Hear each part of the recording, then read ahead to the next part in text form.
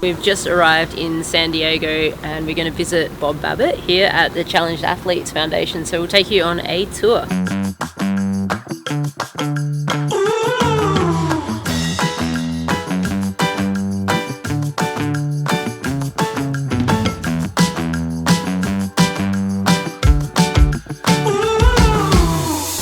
I think this is Bob. It is. Bob! Yo, rock star! I've been trying to get you guys here forever. I know, it's so I'm cool. so excited to see the place. Wow. This is our humble little abode. We've been here, I think we've been in this building for 12 years, but we started CF 29 years ago. Oh, wow. We've raised $150 million. We've sent out over 40,000 grants to athletes in, 73 countries, all 50 states of Puerto Rico, and for 104 different sports. Wow. Yeah, so there's actually, I can get the tour. Oh, yeah, we might as well start. Might as well start, yes. So we got a little, this is our global impact. And we just are redoing the whole downstairs, so this stuff is all just brand new. But it's, it's Rudy, is it? That's Rudy. Yeah. That's Rudy getting ready for his 5th Paralympic Games. So we've given out grants from ages 3 to 95, 104 different sports, 70 countries. 80% of individuals reported an increase in participation in social activity. Sport, people underestimate the power of sport. Yeah. They don't quite understand that if you're into sport, you're not doing medication. You're focused on progressing at something. And Yeah. It's positive. And you've got a social life, Yeah. right? Megan Blunt became a gold medalist in wheelchair basketball. And she was on the back of a motorcycle and, got hit and paralyzed. And Lyra, the little girl there, not little anymore, she was born in Russia, and her parents were basically told, you need to put up your kid for adoption because both her legs were deformed and you can never afford the medical treatment your child needs. Oh, wow. So she was adopted by a family from Arizona and comes here, and first 14 years of her life she's has arm crutches and leg braces, right? And then at 14, the doctors say, listen, you're putting a lot of strain on your shoulders with those crutches, and those legs aren't doing anything. You might want to contemplate amputation. And her adoptive parents were like, we would never do that. And Lyra was like, please. Okay. She hadn't had any sport at all. She didn't know any different as well. No. Yeah. So I had her legs amputated. Oh. I took her she fell in love with sled hockey. Okay. Which is a Paralympic sport. You play on these little sleds with 2 sticks, right? And the sticks have like tacky stuff on the bottom, so you push yourself, right? Yeah. And then a curve at the other end, so you shoot with either hand. Yeah. So now she's on the U.S. developmental team for sled hockey. She went to her first Paralympics in para-Nordic and para-biathlon, where you cross-country ski and shoot.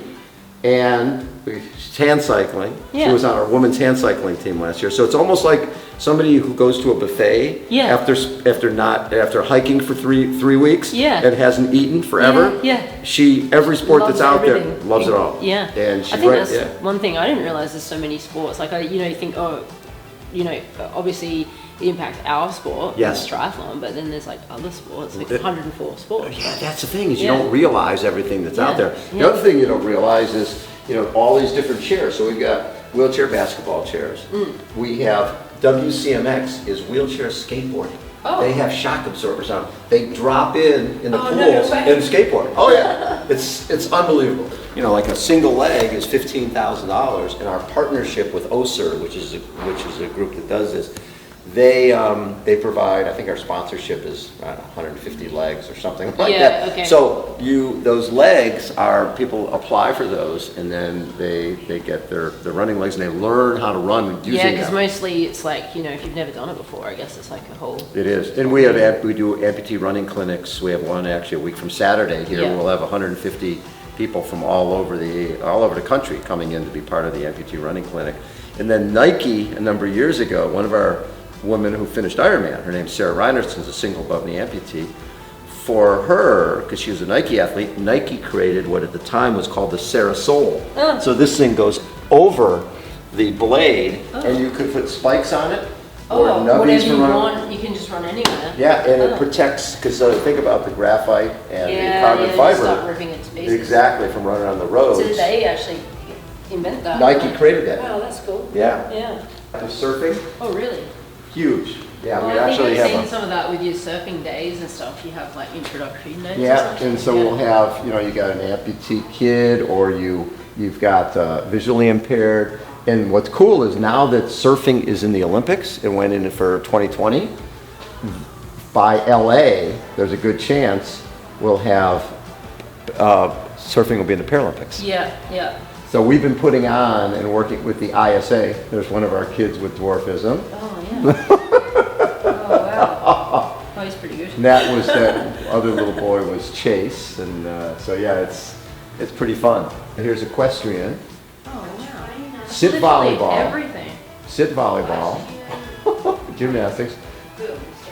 Yeah, sled hockey. There's Lyra right there shooting in.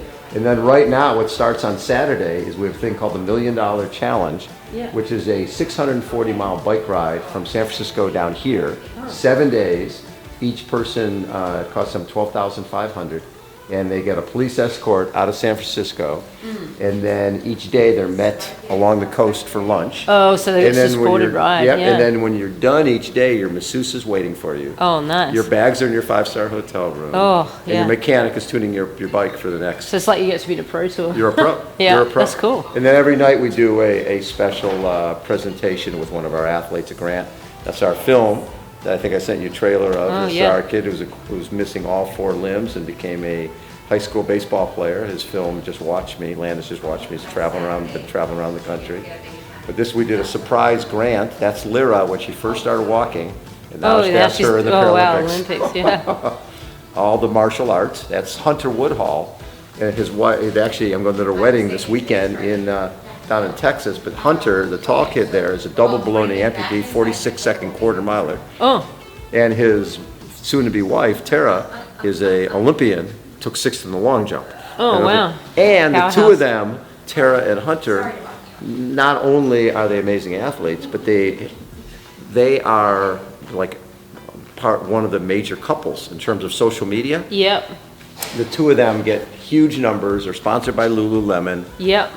Yes, it's a and business as well to them. They've made it created. into Yep. it. Yeah, that's Yeah. cool. This is where we did the premiere Yeah. of our film. We did Yeah. a premiere of the Landis film here with 200 folks in here. Oh, cool. Yep. And then we can also do like dinners, things like that. We'll do some grant nights here. Well, for Tri Club. I had one weekend leading into our Tri Challenge weekend. Leading in Oceanside. Had Lionel here on Thursday, Yeah. and then Jan Frodeno here on Oh, Sunday. it's so good for the motivation of Yeah, everyone. yeah. That's So our rad. Tri Club, Yeah. which we're Yeah. doing with you tonight. Yeah. And then we have our gym here. So if you had a new person come along, Uh-huh. say someone's like 20 something, Yep. and they were like injured in an act, like Lauren Parker or Yeah, exactly. something. What would be a process? They come here first, and then yeah. you meet with them, and then they have specialists. So that come? Lauren's situation was I heard about Lauren getting injured. Yeah. It was April 18, 2017, and paralyzed from the waist down. And I reached out to her to have her on the radio show. Yeah. This is before I started it was back then it was a radio show, it became a podcast. So she said, Bob, I want to stay in triathlon. Sport. How do I stay in sport? I said, well, you need to come here in October for Yeah. our best weekend of Tri. I see. So I can introduce you to David Bailey and Carlos Maleta, who were both world-class athletes before they were paralyzed. Yeah.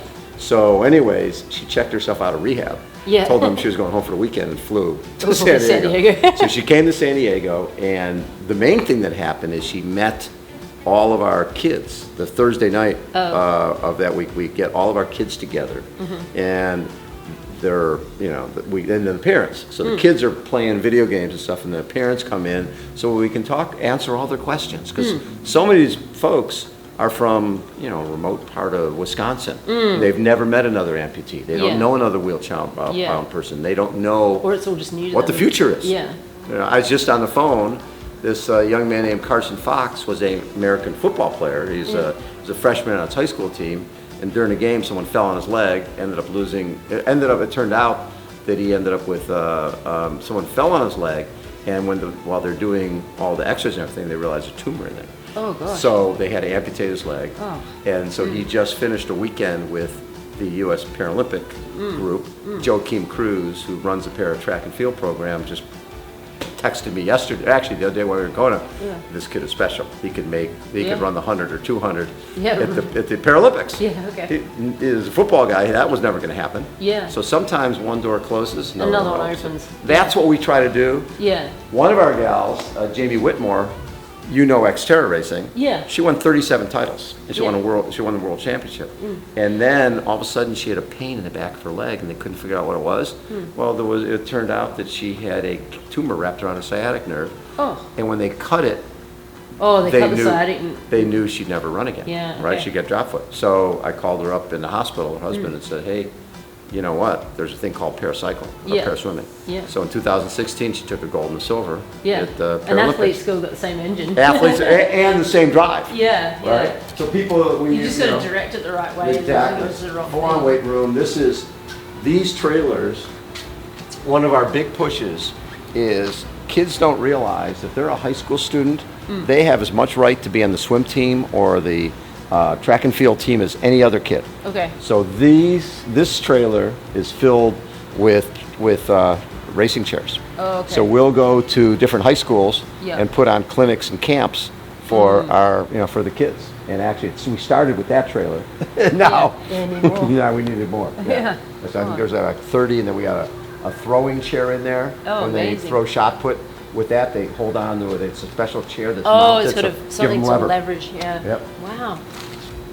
Oh, that's an example of the chair. Well, yes. So that's the chair you hold on to. So Justin was a high school senior, and he was at McDonald's, and a guy was having a little PTSD meltdown. Oh no. Took out a gun and shot him in the back. Oh. Pistol whipped his buddy. Yeah, and then he's created another, and then he's probably. Oh, that's so sad. And the guy, when he left court, he ended up getting like very minor sentence. Yeah. He basically said to Justin, enjoy your wheelchair. Oh. And Justin could have been very bitter. He could have gone down a real negative hole, and he decided right away that I'm going to live. He doesn't want to be that guy. I'm going to live life through the windshield, not through a rearview mirror. Yeah. And he took a bronze medal in Tokyo. Oh, amazing. Yeah. And he was a world record holder there for a while, and now he's getting ready to hopefully go back to Paris. This is Rudy. Oh, that's cute. Have fun. When he was a little guy. Wow. Yeah. This is cool. Well, and we're redoing it, but we have a whole timeline which shows our, how we started and every aspect of it. Oh, super cool. This is actually this young man. Well, there's Sarah, who I was just talking about. She missed the bike cutoff time in 2004, and then it became a 2-year part of the NBC show because the following year was unfinished business, and she killed the cutoff time. Her soundbite is, Ironman became the most high maintenance boyfriend I've ever had, as you can understand, right? So, yeah. And then Carlos was shot in the back during they were down in Panama, he's Navy SEAL, shot in the back and paralyzed from the waist down, and came back to win the Ironman 5 times. And so it's really cool looking back at some of these journeys, because it's been, like I said, 29 years. Yeah. College football player at Yale, weighed 300 pounds, which is really big. And then in 1985, he was taking acting classes in New York, was on his motorcycle when he was hit by a bus, and ended up losing his left leg below the knee. And at the time, I had a magazine called Competitor Magazine, and was covering running, triathlon, cycling, mountain biking, and the guy went 3:16 for the marathon in New York. Then came to Kona and went 10:42. Oh. Yeah, which changed everything. Yeah. And look especially at him. even then. I mean, even then, that's like that would be competitive in the age group field. He was top 20% everybody in the race. Yeah. So at that point, I'm covering Jimmy. He has a sponsorship from Bud Light. He's traveling the world. And then 8 years later, he's racing in Orange County up here in Mission Viejo. A van goes through a closed intersection, hits the back of his bike, propels him headfirst in a pole. The guy who's a amputee becomes a quadriplegic. Ugh. And that's when myself and 2 buddies got together, and the whole idea was I'd covered wheelchair athletes in the magazine. Yeah. And I'd ask the worst part, when I'd ask them what's the worst part about your new life, it was invariably, I'm 30 years old and here come mom and dad back in my life. Yeah. No sense of self or independence. Yeah. So the goal became, let's do a little triathlon, raise 25 grand, and buy Jimmy a van with hand controls. Yeah. And we ended up raising 49 and thinking our job was done. Mm. And then 3 amputee women came up to us. They're like, listen, it's great what you did for Jimmy, but did you know if you get injured, your health insurance will cover a walking around leg and everyday wheelchair. Nothing to do with sport is covered by insurance because they consider sport a luxury item. Oh. So that's when we got our 501(c) and decided if somebody needs equipment, training, or travel to stay in the game of life through sport, would be there. And now it's been 29 years and raised $150 million. So it's been, and Jimmy passed away in 2010, unfortunately. I always, I always think that, like, what would I do without sport? Because even when I'm working, like, been working in the past. When you've had real jobs. Yeah, and it's always been that part. It's like this little sort of time to yourself or something, and you lose that. It's like, how do you even? The therapeutic part of it, and actually, just the meditation and the and the socializing, and all of it. I think it's a shame that maybe people don't recognize that that's a huge part of recovery is to be able to just be normal. And the hard part about COVID, well, think about it. You could still go out and go for a run, right? Yeah. But imagine if you're a wheelchair basketball player. Oh, you need the help to get in the chair. Not just that, but you need your social group. Gone. Yeah.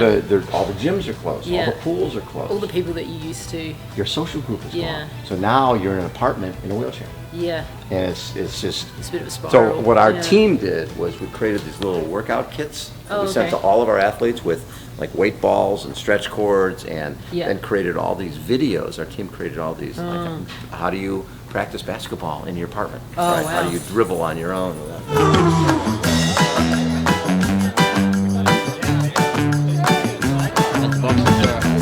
Oh yeah, that's a hat.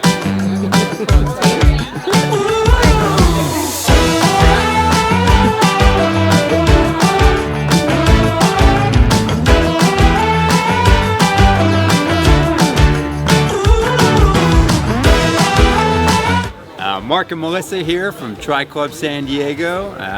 Tri Club San Diego has been around since 1984. Biggest tri club in the world, and we basically have about 1,000 members. Great sponsors. Everybody on our shirt here is our sponsors. And I am the sponsorship director. I think I've been the sponsorship director for about 5 years now, and been a great relationship. So we try to treat our sponsors as family. So it's a mutual relationship, and he's a good salesman too. So that's My name's Melissa. I'm the Tri Club president. I've been president for about a year, but I've been on the board for about 10 years. And today we are having a Q&A with Sarah Crowley, which we're super excited about. So we have a bunch of club members, we have a few sponsors, we have food, and we always have a raffle after the interview with some great prizes. Today I think we're giving away wetsuits and helmets and sunglasses and all kinds of cool stuff. So come and join us. He's like, yeah, it's only 12 minutes. They all consoled me and tapped me on the back. I'm excited of that. I just thought, well, let's just feel soft and easy. Down. Take it back. So then I was like, well, just stay, don't get too, you get out and There's nothing. There's nothing. It's just, yeah, they were evenly spaced.